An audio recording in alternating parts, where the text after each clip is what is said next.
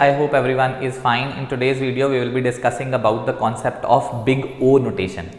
Now big O notation is also a mathematical way to represent a particular time complexity, and when you are talking about big O, there are many things that you need to understand. First thing is it will tell you extent means it will tell you the upper bound up to maximum of time that algorithm can work. You know, when we are basically measuring which algorithm is better than which algorithm, so in that kind of scenario we can actually identify if, let's say, there is A algorithm and there is B algorithm.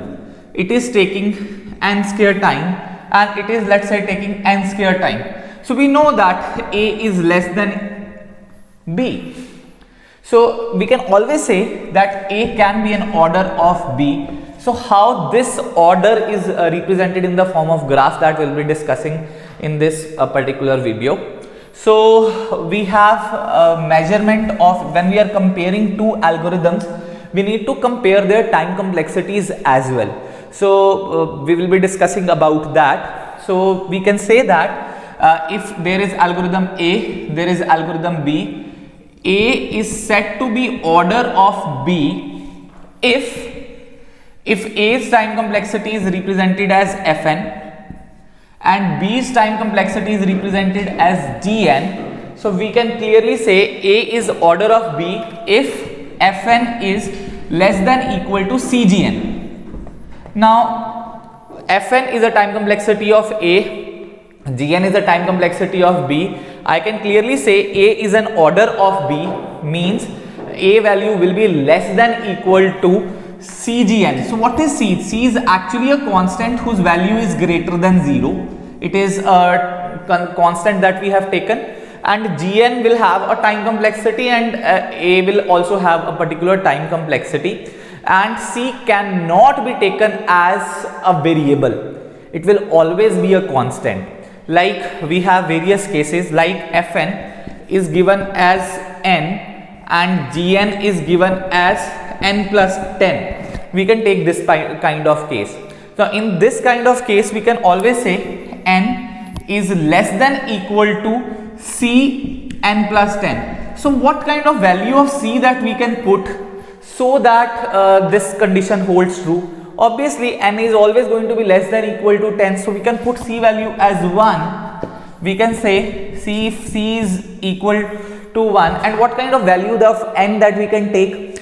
N value, if it is taken as 1, I can always say 1 is less than equal to 1 multiplied by 1 plus 10. It means 1 is less than equal to 11. So again, your n naught value is also taken as 1. N naught means the value of n that we are taking. So we can always say that if there is a particular graph where, let's say, this is the value of n, and if this is taken as Fn and this is taken as, let's say, Gn. So we can always say that your Fn is less than equal to Cgn. So that's how your value is taken, right? So now we are going to take another case of a different scenario. We will take a case as Fn value is given as n plus 10 and Gn value is taken as n. We can say that Fn is order of Gn. So I can always write n plus 10 is less than C value of Gn. Now Gn value we have taken it as n. So what kind of value I should take of C so that this condition holds true? What kind of value should I take for n so that this condition holds true? I can take the value of n as, let's say, n value I can take it as 10. I can write n value as 10 plus 10 less than equal to C multiplied with 10. So I can take this value, see, 10 plus 10, 20, 20 is less than which value of C should I put? C is, we all know, is a constant. I can put this value of C as 2. So if C value is taken as 2 and n. I am taking n, but you can take n value as n naught. N naught was taken as 10. Then this condition held true. So I can say that when n naught value is greater than equal to 10 and c value is equal to 2, this condition is holding true. I can clearly write that this is my graph. At this particular juncture, I can take this as Fn, and this value I can take it as Cgn, and before that anything that comes, we are not concerned. We are only concerned when your n naught value was 10, then your all conditions were holding true. So even this Fn, you have taken this value. Even if you can take n naught value as greater than equal to 10, then your condition was holding true. So that is how your condition can satisfy. Importantly, c value is also taken as 2 in this scenario to satisfy this whole condition.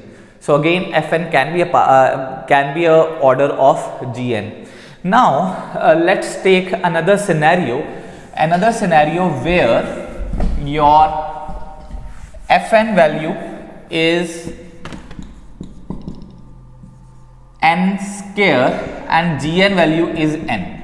Can we write that Fn is order of Gn? We can try.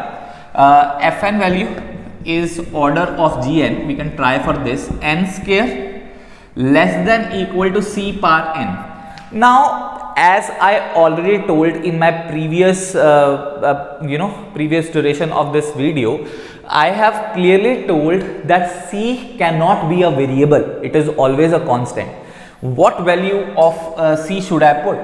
So n square is less than equal to which value of c? I cannot put 1 because n square cannot be less than n.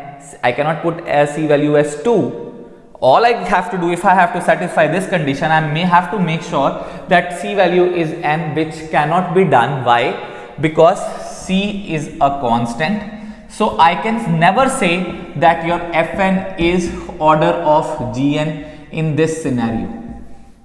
Why? Because n cannot be taken as the value of c. So this is how your big O notation is represented. In the next video, we will discuss the concept of your big omega. So if you like this video, kindly like, share and subscribe. Thank you very much.